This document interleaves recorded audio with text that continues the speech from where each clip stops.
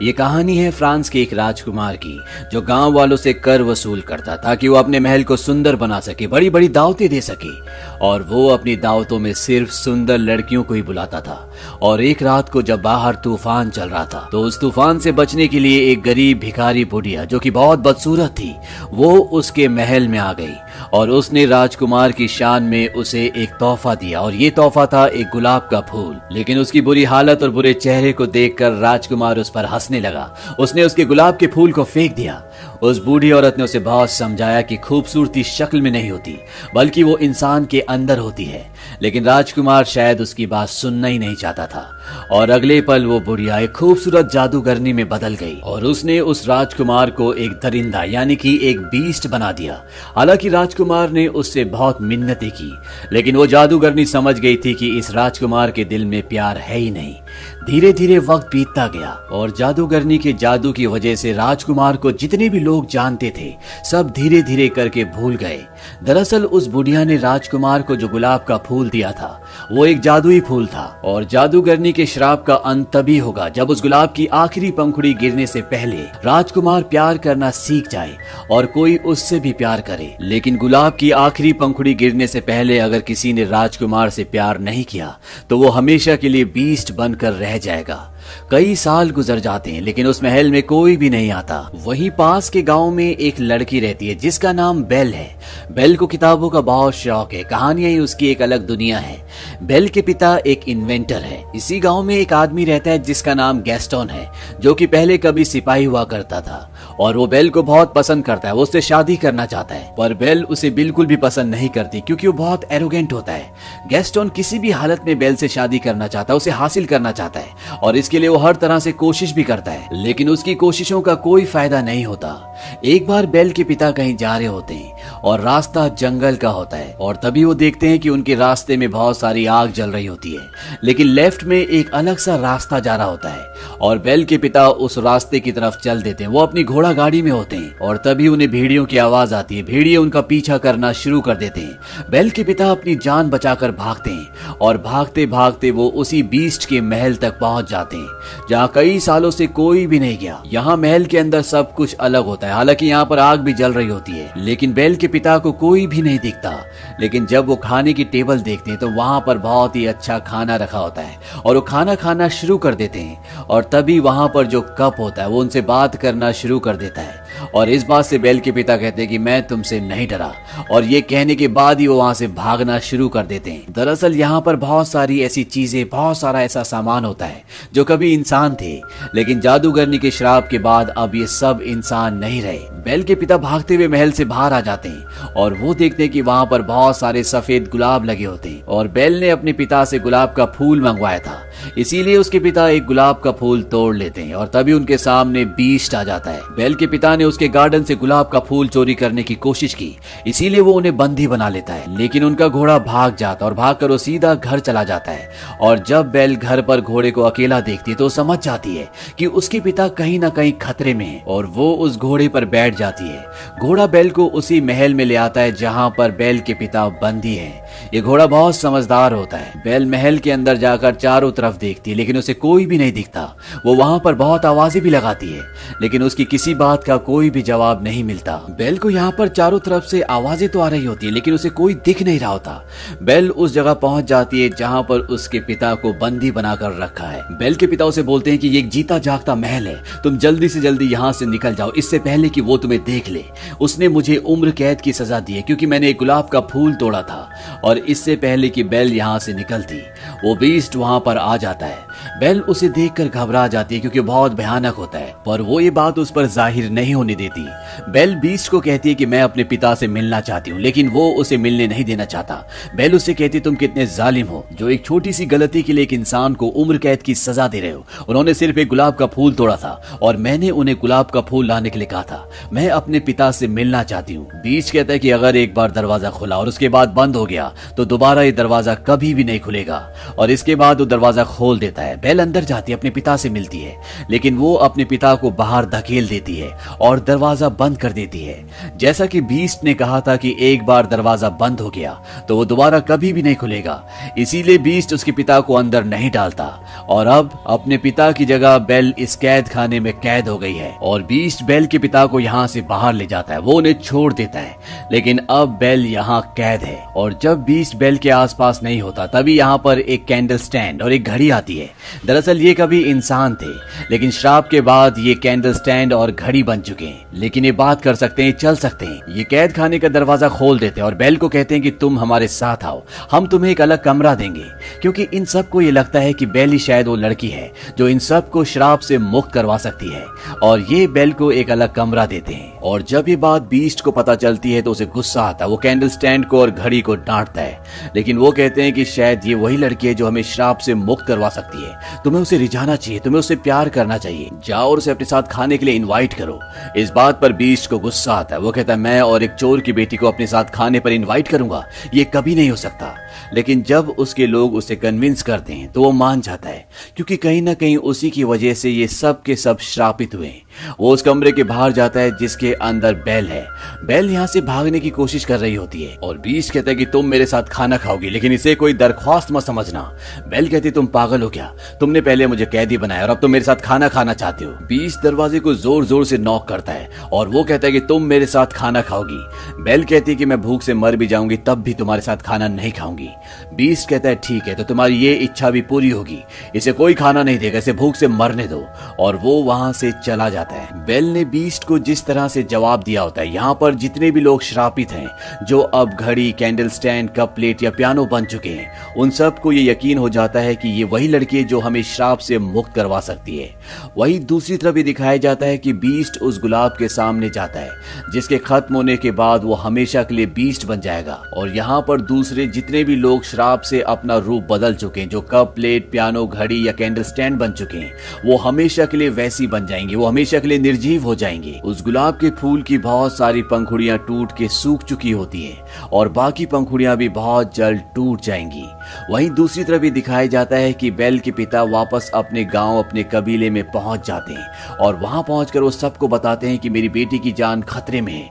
वहां पर एक महल है जहां पर एक बीस्ट है। उसकी बात पर कोई भी विश्वास नहीं करता, लेकिन यहाँ पर गैस्टोन जो बेल से शादी करना चाहता है, वो उसका दिल जीतना चाहता है। इसीलिए वो बेल के पिता से कहता है मैं तुम्हारी बातों पर यकीन करता हूँ, मैं तुम्हारे साथ चलूंगा। और गैस्टोन और उसका दोस्त बेल के पिता के साथ जंगल की तरफ निकल पड़ते हैं। और जब ये उस जगह पर पहुंचते हैं जहां से बेल के पिता ने दूसरा रास्ता लिया था जो महल तक जाता है, तो वो रास्ता इन्हें मिलता ही नहीं है। गैस्टोन इस बात से पूरी तरह से भड़क जाता है। वो कहता है कि कोई बीस्ट नहीं होता, तुम्हारा दिमाग अब खराब होना शुरू हो गया है। और बातों ही बातों में वो उसे ये भी बताता है कि मैं तुम्हारी बेटी से प्यार करता हूँ, उससे शादी करना चाहता हूँ। इस बात से बेल के पिता कहते हैं कि तुम्हारा ये सपना इस जन्म में कभी भी पूरा नहीं हो सकता। इस बात से गैस्टोन को गुस्सा आता है और वो उनके हाथ पैर बांधकर एक पेड़ के नीचे छोड़कर चला जाता है ताकि भेड़िया उनको मार दे, लेकिन ऐसा कुछ भी नहीं होता। अगली सुबह वहां पर एक लेडी आती जिसे गांव से निकाल दिया गया है, जिसका नाम एगथा है, और वो बेल के पिता को बचा लेती है। वहीं दूसरी तरफ महल में ये दिखाया जाता है कि बेल किसी तरह से उस गुलाब के फूल तक पहुंच जाती है जिस फूल में इन सब की मुक्ति छुपी हुई है, और वो उसे हाथ लगाने वाली होती है कि तभी वहां पर बीस्ट आ जाता है। वो कहता है तुम्हें पता है कि तुम क्या करने वाली थी, अभी हम सब की जिंदगी खत्म हो जाती। और वो उसे कहता है कि तुम्हें यहाँ से जाना होगा, चली जाओ यहाँ से। और बेल वहां से रोते हुए चली जाती है। और बेल जब घोड़े से जंगल पार कर रही होती है तभी वहां पर बहुत सारे भेड़िए आ जाते हैं और वो उसे घेर लेते हैं, लेकिन इससे पहले कि वो भेड़िए उसे मार देते वहां पर बीस्ट आ जाता है और वो उन खूंखार भेड़ियों से लड़ता है। हालांकि वो उन सबको भगा देता है, लेकिन वो खुद भी बहुत जख्मी हो जाता है।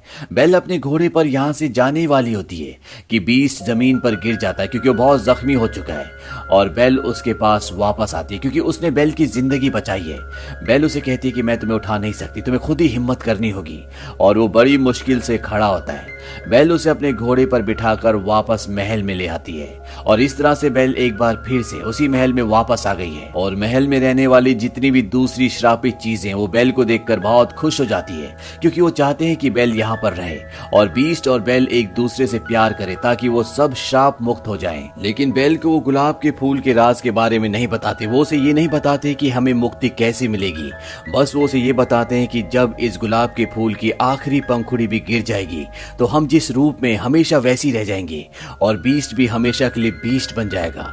बेल अब बीस्ट की मरहम पट्टी भी करती है और अगली सुबह जब बीस्ट लेटा होता और बेल उसके सामने होती है तो वो एक शेर पढ़ती है, क्योंकि बेल को किताबें पढ़ने का बहुत शौक है।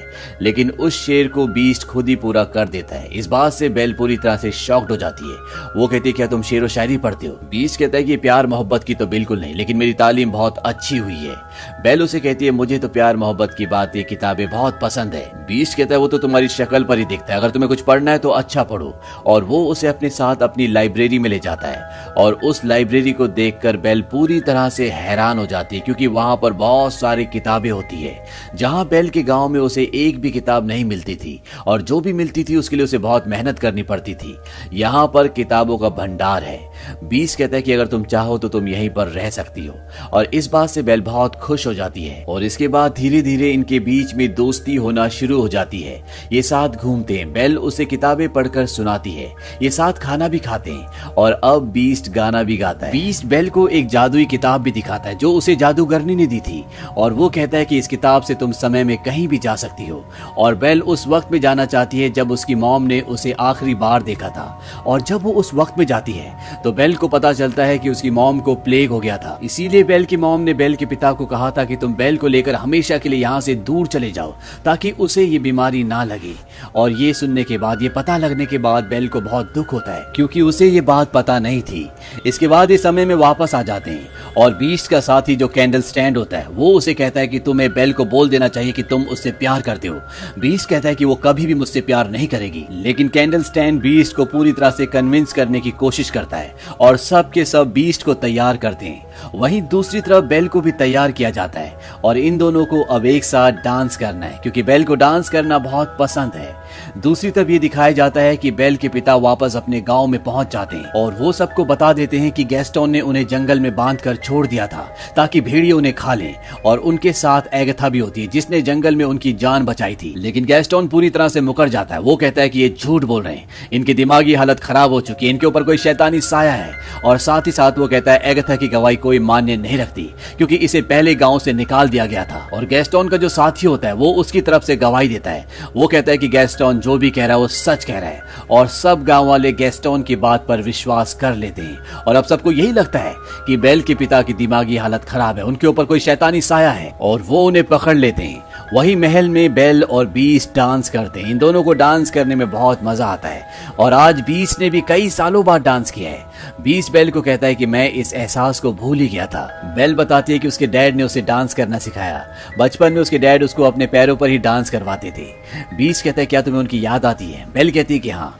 बीस्ट के पास एक जादुई आईना होता है जिसमें वो किसी को भी देख सकते हैं और उस आईना में वो बेल को उसके डैड को दिखाता है और बेल देखती है कि उसके डैड को गांव वालों ने बंदी बना लिया। इस बात से वो परेशान हो जाती है। बीस्ट कहता है कि तुम्हें जाना चाहिए, उन्हें तुम्हारी जरूरत है। और जाने से पहले वो उसे जादुई आईना भी दे देता है। वो कहता है कि कभी भी तुम्हें मेरी याद आए तो इस बदसूरत चेहरे को इस आईने में तुम देख लेना। और इसके बाद बेल वहां से निकल जाती है और बीस्ट इस महल में अकेला रह जाता है। बीस्ट को बेल से प्यार हो गया है, लेकिन उसने उसे अब आजाद कर दिया है। वो उसकी जिंदगी से दूर जा चुकी है और जो श्राप उसे मिला था अब वो कभी भी खत्म नहीं होगा। इसी वजह से बीस्ट के जितने भी साथी होते हैं वो सब के सब उदास हो जाते हैं। वहीं बेल गांव में पहुंच जाती है। वो देखती है कि उसके पिता को सबने बंदी बना रखा है और वो सबको यकीन दिलाती है कि उसके पिता सच कह रहे थे। वहां पर एक महल है जिसके अंदर एक बीस्ट, एक दरिंदा रहता है, लेकिन गांव वाले उसकी बातों पर विश्वास नहीं करना चाहते। और तब वो उसे वो जादुई आईना दिखाती है और वो उस आईने में सबको बीस्ट दिखाती है और उसे देखकर सब के सब हैरान हो जाते हैं। बेल सबको बताती है कि तुम्हें डरने की जरूरत नहीं है, वो दिल का बहुत अच्छा है, वो कभी भी किसी को नुकसान नहीं पहुंचाएगा। और ये सारी बातें सुनने के बाद गैस्टोन को यकीन हो जाता है कि बेल अब उस बीस्ट से प्यार करती है। इस बात से उसके अंदर जलन की भावना पैदा हो जाती है और वो सबको बताता है कि ये काला जादू है, उस बीस्ट ने इसके ऊपर काला जादू कर दिया और इसे भी इसके पिता के साथ बंदी बना दो। और वो सब गांव वालों को उकसाता है कि हम सबको उस बीस्ट को मिलकर खत्म करना होगा, नहीं तो यहाँ गांव में आकर हम सबको, हमारे परिवार को मार देगा। और गांव वाले भी उसकी बातों में आ जाते हैं और अब पूरा का पूरा गांव महल की ओर चल देता है। और जब गांव वाले बीस्ट को मारने के लिए महल में पहुंच जाते हैं तो बीस्ट के वहां पर जितने भी साथी होते हैं वो सब के सब उन पर हमला कर देते हैं। गांव वालों को कुछ भी समझ में नहीं आता, क्योंकि ये सब इंसान नहीं है बल्कि कैंडल स्टैंड, कप प्लेट, अलमीरा और अलग अलग चीजें हैं। वहीं गैस्टोन बीच तक पहुंच जाता है। बीच बहुत उदास होता है क्योंकि बेल के जाने के बाद उसे कुछ भी अच्छा नहीं लग रहा होता और गैस्टोन उसे कहता है, तुम्हें क्या लगता है कि बेल तुमसे प्यार करती है? उसी ने हम सबको यहाँ पर तुम्हें मारने के लिए भेजा है। और वो बीस्ट को एक गोली मार देता है जो उसकी पीठ पर लगती है और बीस्ट नीचे गिर जाता है। वो नीचे एक गुंबद को पकड़ लेता है और इससे पहले कि वो दूसरी गोली भी चलाता, वहां पर बेल आ जाती है और बेल गैस्टोन का हाथ पकड़ लेती है और इसी हाथापाई में गैस्टोन भी नीचे गिर जाता है। उसकी गन उसके हाथ से छूट जाती है। बीस्ट भी अब ऊपर आने की कोशिश कर रहा होता है और तभी बेल उसे आवाज लगाती है। वो कहती है कि मैंने गांव वालों को रोकने की कोशिश की थी लेकिन किसी ने मेरी बात नहीं सुनी। बेल को देखने के बाद बीस्ट के अंदर एक बार फिर से जज्बा जाग उठता है। हालांकि वो गैस्टोन से लड़ना नहीं चाहता था लेकिन अब उसे लड़ना पड़ेगा और वो गैस्टोन तक पहुंच जाता है। वो गैस्टोन को गर्दन से पकड़कर ऊपर उठा लेता है और वो उसे महल की ऊंची दीवार से नीचे फेंकने वाला होता है। गैस्टोन बोलता है कि मुझे छोड़ दो बीस्ट। बीस्ट कहता है कि मैं बीस्ट नहीं हूं। वो उसे छोड़ देता है और कहता है, जाओ, चले जाओ यहाँ से। गैस्टोन वहां से निकल जाता है और बीस्ट अब बेल के पास पहुंच जाता है और इस मौके का फायदा उठाकर गैस्टोन पीछे से बीस्ट पर गोलियां चलाता है। वो बीस्ट को 2 गोलियां मार देता है जिससे वो गिर जाता है लेकिन गैस्टोन जिस जगह पर खड़ा होता है वो जगह अपने आप ही टूट जाती है और गैस्टोन भी उस ऊंची जगह से नीचे गिर जाता है, यानी कि उसका खात्मा हो चुका है। यहाँ पर बीस्ट अब अपनी जिंदगी की आखिरी सांसें ले रहा है और बेल उसे कहती है कि अब मैं तुम्हें छोड़कर कभी भी नहीं जाऊंगी। बीस्ट कहता है कि अब मेरे जाने का वक्त हो गया है। बेल उसे कहती है कि सब कुछ ठीक हो जाएगा और तभी गुलाब के फूल की आखिरी पंखुड़ी भी गिर जाती है और जैसी वो जमीन पर गिरती है बीस्ट पूरी तरह से खामोश हो जाता है और यहाँ पर जितनी भी चीजें होती हैं जो बोल सकती थी, जो कभी इंसान थी, अब वो पूरी तरह से निर्जीव हो जाती हैं। उनके अंदर जो शक्ति थी, जो जान थी, वो पूरी तरह से खत्म हो गई है क्योंकि गुलाब की सारी पंखुड़ियां गिर गई है। और यहाँ बेल को बीस्ट के जाने से बहुत दुख होता है। उसकी आंखों में आंसू होते हैं और वो बीस्ट को कहती है कि मैं तुमसे बहुत प्यार करती हूँ और वो उसे किस भी करती है। यहाँ पर एगाथा भी आ गई होती है। एगाथा वही लेडी है जिसे गांव से लोगों ने निकाल दिया था। दरअसल ये जादूगरनी होती है और अगले ही पल जब वो ये देखती है कि बीस्ट को किसी से प्यार हो गया था और वो लड़की भी बीस्ट से प्यार करती है, यानी कि वो श्राप खत्म हो गया है और अगले पल बीस्ट के चारों तरफ रोशनी चमक उठती है और बीस्ट जो कि एक हैवान था अब वो सुंदर राजकुमार में बदल जाता है और ये देखकर बेल खुश हो जाती है और वो बीस्ट जो कि अब एक सुंदर राजकुमार है वो बेल के पास आता है, उसे गले लगा लेता है और उसे किस करता है, यानी कि अब ये दोनों एक साथ हैं। और महल में जितनी भी श्रापित चीजें थी जो कभी इंसान हुआ करती थी वो वापस अपने असली रूप में आ जाती है। महल में चारों तरफ अब खुशियां हैं और राजकुमार जो कभी बीस्ट हुआ करता था वो और बेल सबके बीच में डांस कर रहे हैं और इसी के साथ ये कहानी खत्म हो जाती है।